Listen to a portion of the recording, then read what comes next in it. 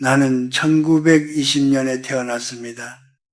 올해로 105살이 되었지요. 일제강점기와 전쟁, 가난과 산업화, 그리고 눈부신 기술 발전까지 격동의 세기를 몸으로 통과해 왔습니다. 그러다 보니 자연스럽게 쌓인 것이 있습니다. 경험도 쌓였고, 인연도 쌓였고, 물건도 쌓였습니다. 젊은 날에는 그것이 자랑이었습니다. 많이 가질수록, 많이 이룰수록, 많이 넓힐수록 성공이라고 믿었습니다. 20살 무렵에 나는 늘 부족했습니다. 집도 작았고 돈도 없었고 옷도 몇 벌 되지 않았습니다. 그래서 다짐했습니다. 언젠가는 채워 넣겠다. 더 넓은 집, 더 많은 책, 더 좋은 옷, 자식들의 성공, 사람들의 인정, 그 모든 것이 나를 단단하게 해줄 것이라 믿었습니다. 그리고 실제로 나는 열심히 살았습니다. 교수로 평생을 일하며 제자들을 가르쳤고 가정을 꾸렸고 남들 보기엔 모자람 없는 삶을 살았습니다. 그런데 말입니다. 100세를 넘겨 살아보니 문득 이런 생각이 듭니다.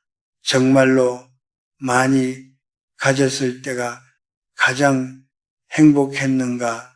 오히려 아무것도 없던 시절 가진 것은 적었지만 마음이 가벼웠던 그때가 더 또렷하게 빛나는 건 아닐까 하고요. 젊은 날에 우리는 체험이 곧 희망이었습니다.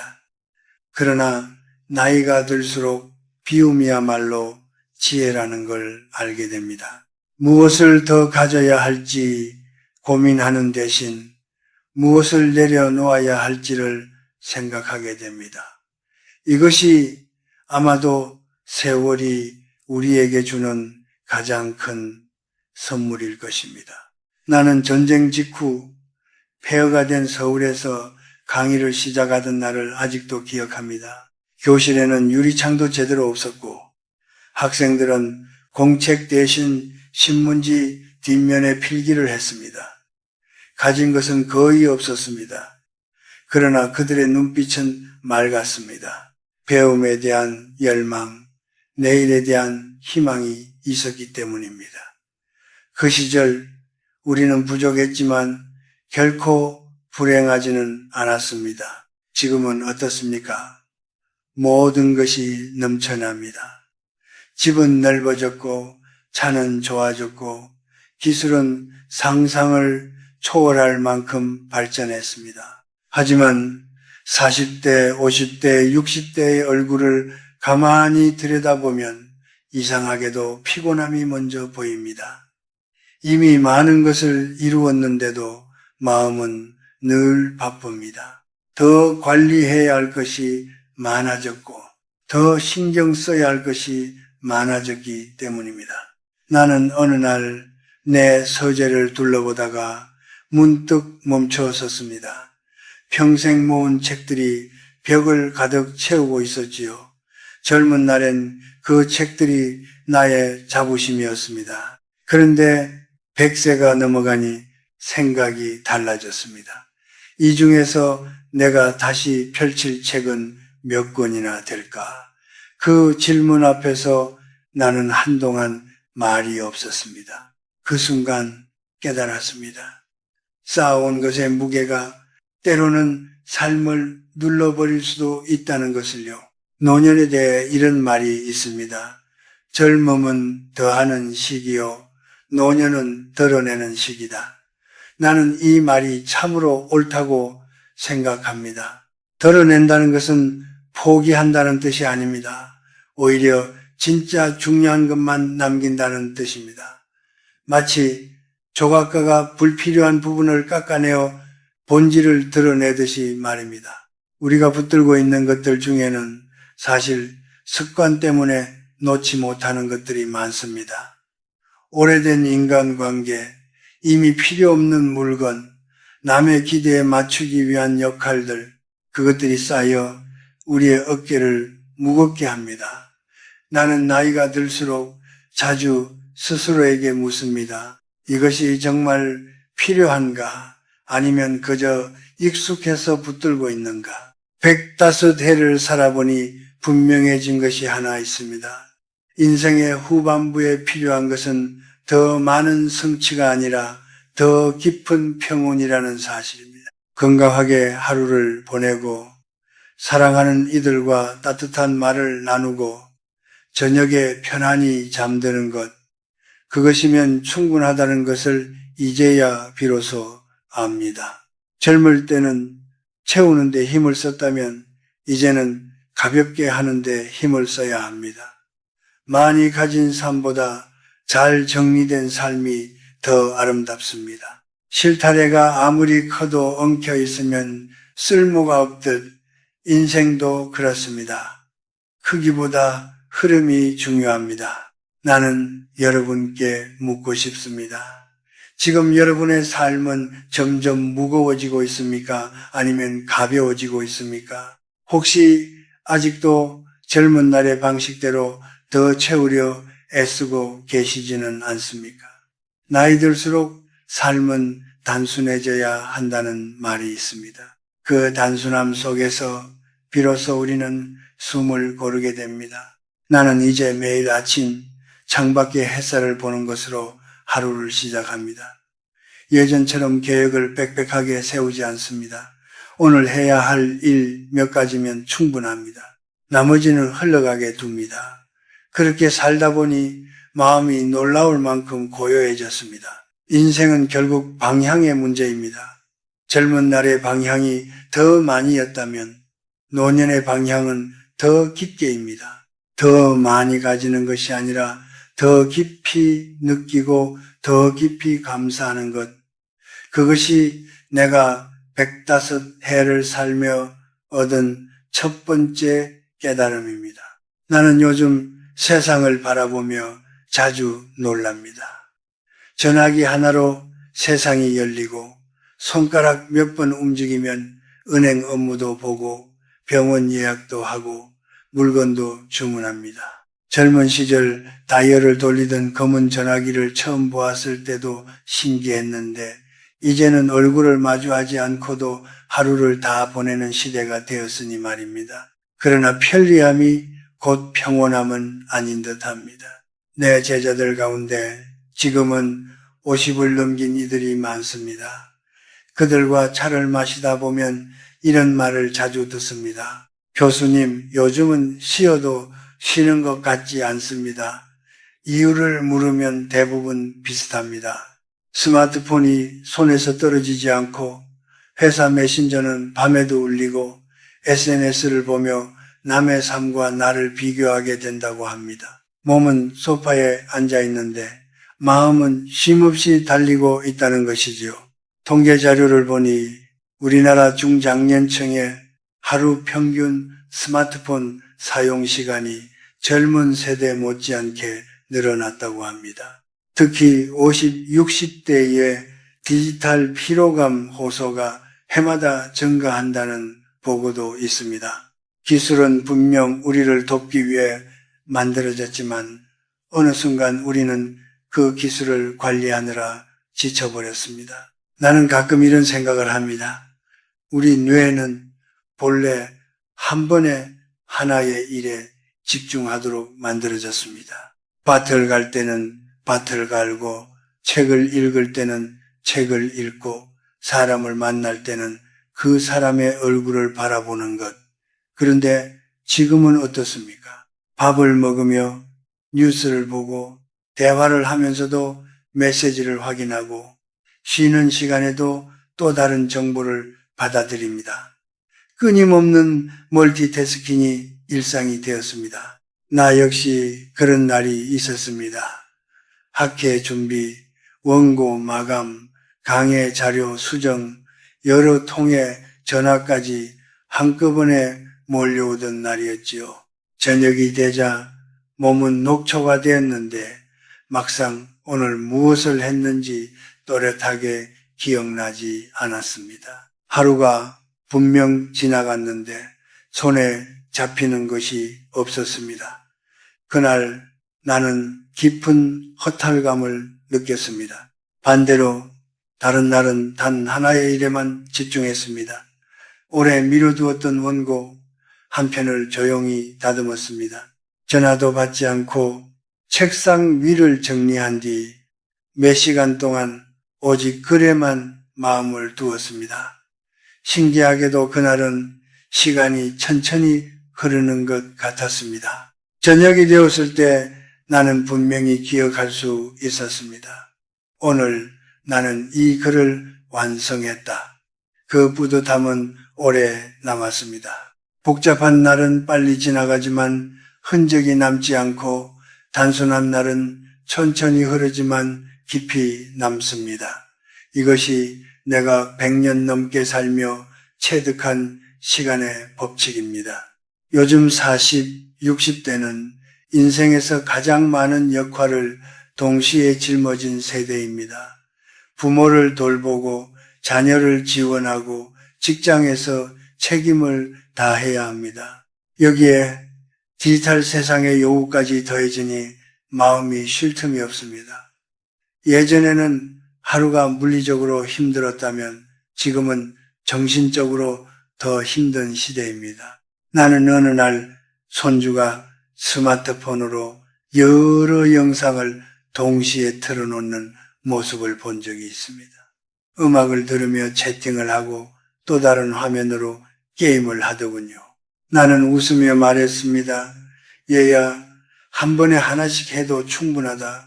그 아이는 웃으며 대답했지요.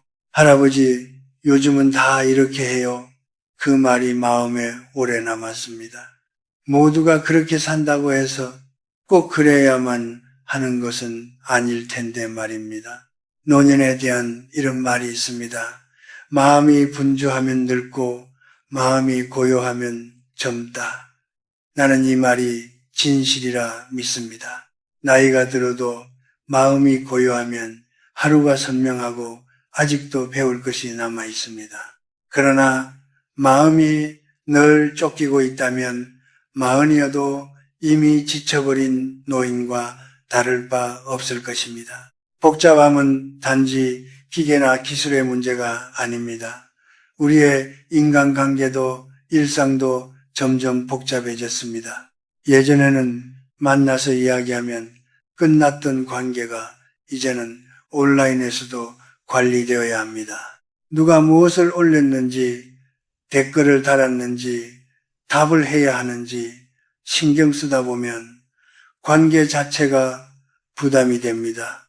나는 이제 일부러 속도를 늦춥니다. 답장은 천천히 합니다. 모든 소식에 즉각 반응하지 않습니다. 세상이 나를 기다려주지 않을 것 같지만 막상 해보니 대부분의 일은 조금 늦어도 아무 문제가 없었습니다. 긴급한 일은 생각보다 드뭅니다. 여러분도 한번 실험해 보십시오. 하루 중 단 1시간이라도 오직 하나의 일에만 집중해 보십시오. 음악을 들으면 음악만 듣고 차를 마시면 차의 향과 온기에만 집중하십시오. 처음에는 불안할지도 모릅니다. 하지만 곧 알게 될 것입니다. 우리가 잃어버린 것은 시간이 아니라 집중이었다는 사실을요. 나는 이제 하루를 단순하게 나누어 삽니다. 아침에는 햇살을 보고 낮에는 한 가지 일에 마음을 두고 저녁에는 조용히 하루를 정리합니다. 그 사이에 세상이 아무리 빠르게 돌아가도 내 안의 속도는 내가 정합니다. 105해를 살며 배운 두 번째 교훈은 이것입니다. 복잡한 세상에서 살아남는 방법은 더 빨라지는 것이 아니라 더 단순해지는 것입니다. 세상이 우리에게 많은 것을 요구할수록 우리는 스스로에게 묻어야 합니다. 지금 이 순간 정말 중요한 한 가지는 무엇인가? 그 한 가지에 집중할 때 우리는 다시 숨을 고를 수 있습니다. 사람들은 흔히 많이 가지면 마음이 놓일 것이라 생각합니다. 나 역시 그랬습니다. 젊은 시절 월급이 오를 때마다 안도했고 집을 넓혀 이사하던 날에는 마치 인생이 한 단계 올라선 듯 뿌듯했습니다. 그러나 세월이 흐르자 묘한 역설이 보이기 시작했습니다. 많이 가질수록 지켜야 할 것도 많아지고 잃을까 두려운 것도 많아진다는 사실이었습니다. 나는 한때 제법 큰 집에서 살았습니다.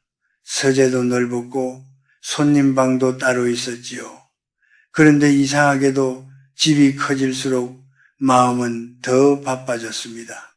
청소할 공간이 늘었고 관리해야 할 것들이 많아졌고 고장나면 수리비도 만만치 않았습니다. 작은 집에 살던 시절에는 몰랐던 걱정이 생겨났습니다. 그때 처음 깨달았습니다. 공간이 넓어진 만큼 마음도 넓어지는 것은 아니라는 것을요. 옷장 이야기도 빼놓을 수 없습니다. 어느 날 옷장을 열어보니 양복이며 코트가 빼곡했습니다. 그런데 막상 외출하려고 하면 입을 옷이 없네라는 말이 절로 나왔습니다. 선택지가 많을수록 오히려 더 망설이고 더 불만족스러워졌습니다. 반대로 젊은 날 양복 두 벌로 번갈아 입던 시절에는 고민이 없었습니다. 단순했기 때문입니다. 이것이 바로 소유의 역설입니다. 우리는 더 많이 가지면 선택이 쉬워질 것이라 생각하지만 실제로는 선택이 더 어려워집니다. 물건이 많아질수록 마음도 복잡해집니다. 집안을 둘러보면 언젠가 쓰겠지 하며 사두고 한 번도 쓰지 않은 물건이 얼마나 많습니까? 그 물건들은 조용히 공간을 차지하며 우리를 바라봅니다. 볼 때마다 돈 아깝다는 생각이 스치고 그 작은 후회가 마음에 쌓입니다. 행복은 가진 것의 총량이 아니라 가진 것과 원하는 것의 균형에서 온다는 말을 나는 오래전부터 마음에 새기고 살아왔습니다. 가진 것이 100이고 원하는 것도 100이면 늘 부족합니다. 그러나 가진 것이 50이고 원하는 것도 50이면 그 또한 충분합니다. 결국 문제는 양이 아니라 비율입니다. 요즘은 비교가 너무 쉽습니다. 스마트폰을 켜면 남의 집, 남의 차, 남의 여행, 남의 자녀 이야기가 끝없이 펼쳐집니다. 어느새 우리는 조용히 비교를 시작합니다. 저 사람은 저만큼 가졌는데 나는 왜 이 모양일까?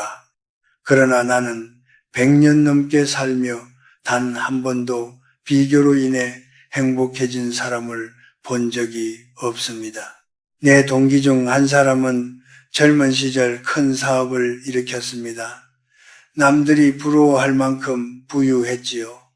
그러나 그는 늘 더 큰 성공을 원했습니다. 쉬지 않고 확장했고 더 높은 자리를 탐했습니다. 어느 날 무리한 투자로 큰 손실을 입었습니다. 그가 내게 와서 이런 말을 했습니다. 나는 이미 충분히 살 수 있었는데 왜 멈추지 못했을까? 그 눈빛을 나는 잊지 못합니다. 그는 돈을 잃은 것이 아니라 멈출 줄 모르는 마음을 후회하고 있었습니다. 욕망은 채워지는 순간 잠깐 기쁨을 줍니다. 그러나 그 기쁨은 오래가지 않습니다. 곧 익숙해지고 더 큰 것을 원하게 됩니다. 이것이 욕망의 굴레입니다. 수레바퀴처럼 계속 굴러가지만 제자리에서 맴돕니다. 그렇다면 어떻게 해야 할까요? 욕망을 완전히 없앨 수는 없습니다. 나 역시 여전히 책을 보면 사고 싶은 마음이 생깁니다. 그러나 이제는 스스로에게 묻습니다. 이것이 정말 필요한가? 아니면 잠깐의 기분인가? 일주일만 기다려보면 답이 나옵니다. 대부분은 사지 않아도 괜찮았습니다. 특히 40, 60대는 인생의 결실을 어느 정도 거둔 시기입니다. 자녀도 어느 정도 자랐고 직장에서도 자리를 잡았습니다. 이 시기에 더 많이 쌓으려 하기보다 균형을 맞추는 연습이 필요합니다. 가진 것을 지키기 위해 건강을 잃고 관계를 희생한다면 그것은 너무 큰 대가입니다. 노년에 이런 말이 있습니다. 욕심을 드러낼수록 마음은 더 빛난다. 나는 이 말이 참으로 아름답다고 생각합니다. 욕심을 줄인다는 것은 가난해진다는 뜻이 아닙니다. 오히려 이미 충분하다는 사실을 인정하는 용기입니다. 나는 이제 물건을 살 때 하나를 드리면 하나를 내보냅니다.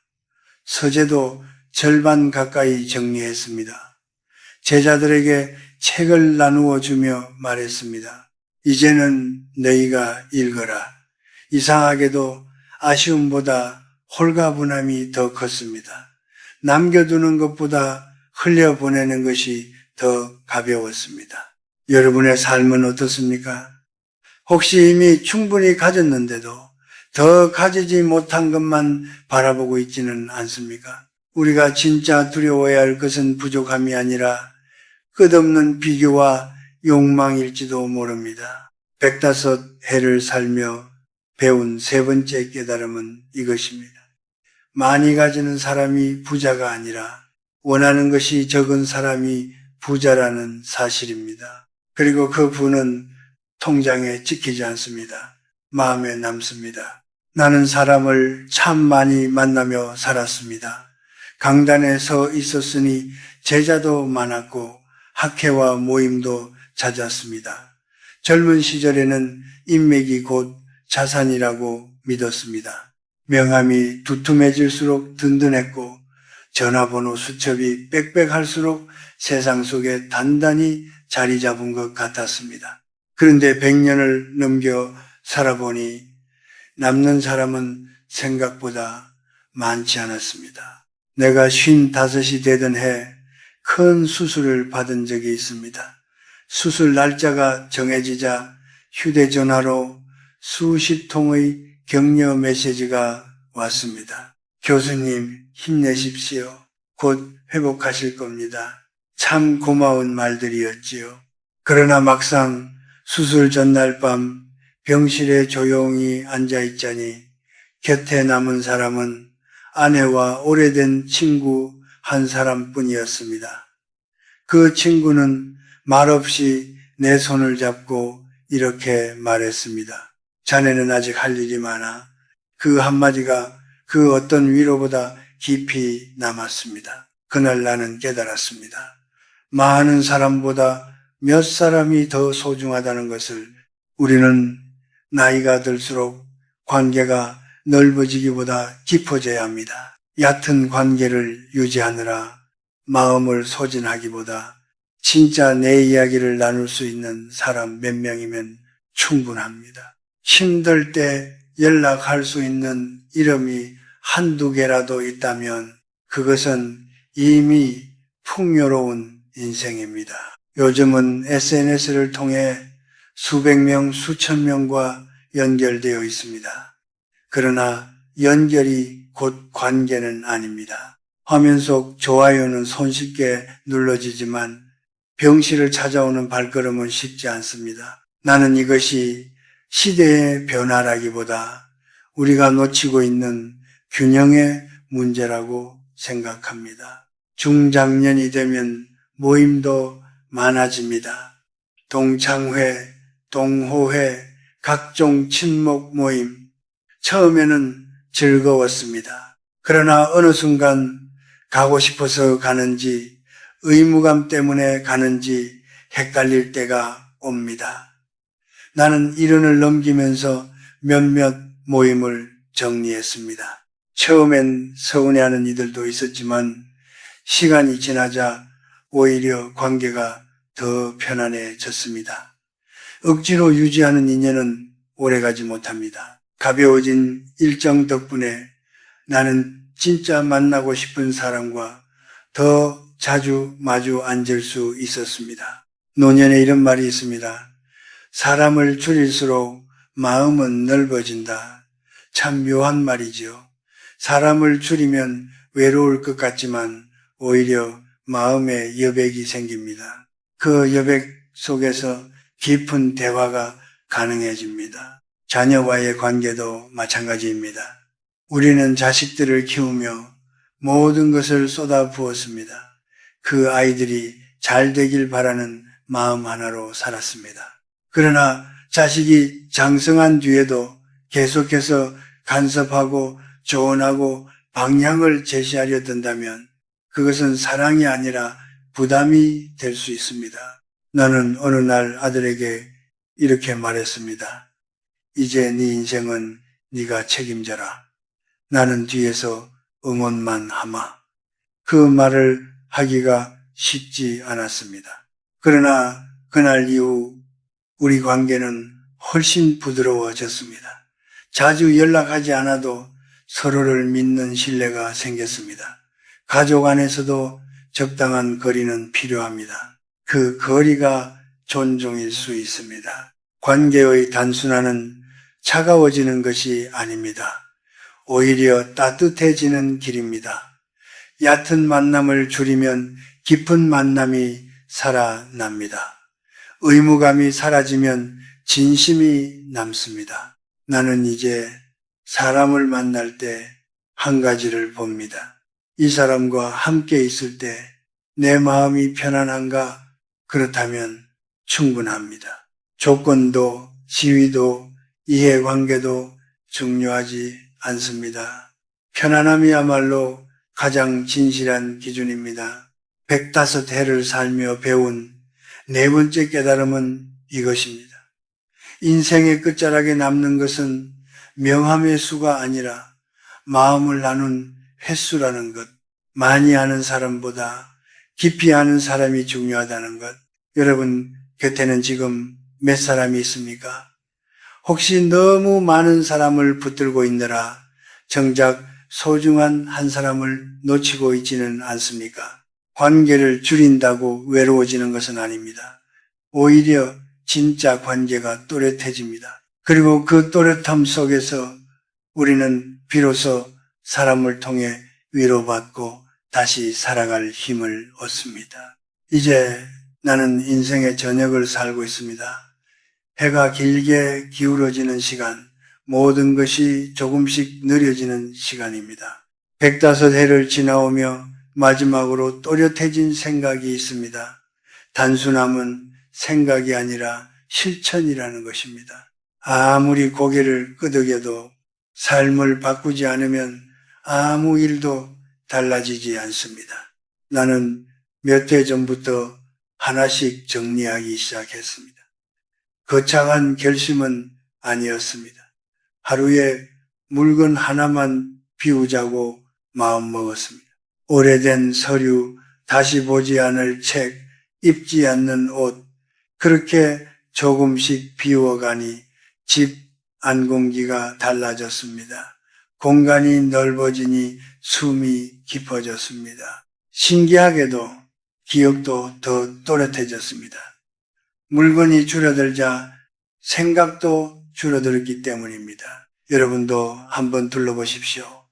지난 1년 동안 한 번도 쓰지 않은 물건이 있다면 그것은 아마 앞으로도 쓰지 않을 가능성이 큽니다. 필요한 사람에게 건네거나 조용히 정리하십시오. 물건을 내보내는 행위는 단순한 청소가 아니라 삶의 방향을 다시 세우는 일입니다. 둘째로 나는 일정을 줄였습니다. 예전에는 달력이 빼곡해야 성실한 사람인 줄 알았습니다. 그러나 지금은 비어있는 날이 더 소중합니다. 아무 약속 없는 하루에 나는 햇살을 오래 바라보고 천천히 차를 마십니다. 그 여백 속에서 마음이 숨을 쉽니다. 혹시 가기 싫은 모임을 억지로 나가고 계시지는 않습니까? 한 번쯤은 정중히 거절해 보십시오. 세상은 생각보다 우리 없이도 잘 돌아갑니다. 그리고 그 시간에 정말 하고 싶었던 일을 해보십시오. 산책이든 독서든 그저 가만히 앉아 있는 것이든 좋습니다. 여백은 낭비가 아니라 회복입니다. 셋째, 정보를 줄이십시오. 나는 아침에 눈을 뜨면 곧바로 뉴스를 보지 않습니다. 대신 창문을 열어 바람을 느낍니다. 세상 소식은 조금 늦게 알아도 괜찮습니다. 대부분의 뉴스는 우리의 하루를 직접 바꾸지 않습니다. 그러나 아침의 햇살은 분명히 우리의 마음을 바꿉니다. 실제로 연구에 따르면 하루 중 처음 접하는 정보가 그날의 감정 상태를 크게 좌우한다고 합니다. 부정적인 뉴스로 시작한 날은 스트레스 수치가 더 높아진다는 보고도 있습니다. 그렇다면 우리는 선택할 수 있습니다. 무엇으로 하루를 열 것인지. 넷째, 소비를 늦추십시오. 무언가 사고 싶을 때 나는 일주일을 기다립니다. 그 사이에 대부분의 욕구는 사라집니다. 남는 것은 정말 필요한 것뿐입니다. 충동을 늦추는 것만으로도 돈은 물론 마음의 파동도 줄어듭니다. 다섯째, 하루의 루틴을 단순하게 만드십시오.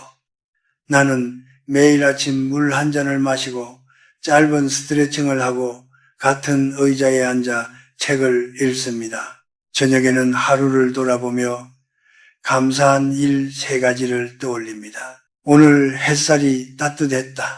오래된 제자에게 전화가 왔다. 통증 없이 하루를 보냈다. 이렇게 적다 보면 깨닫습니다. 우리는 이미 충분히 많은 것을 받고 있다는 사실을요. 감사는 욕망을 낮추고 만족을 높입니다. 비교는 만족을 낮추고 욕망을 키웁니다. 어느 쪽을 선택할지는 우리의 몫입니다. 나는 디지털 기기를 하루 1시간은 아예 꺼둡니다. 처음에는 불안했습니다.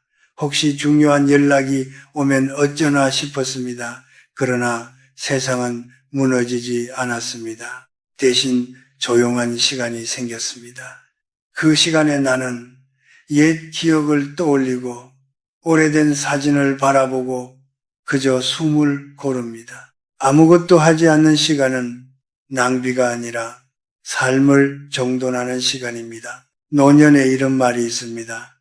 남은 날이 짧을수록 하루는 길게 살아라. 나는 이 말을 사랑합니다. 바쁘게 흘려보내지 말고 천천히 음미하라는 뜻일 것입니다.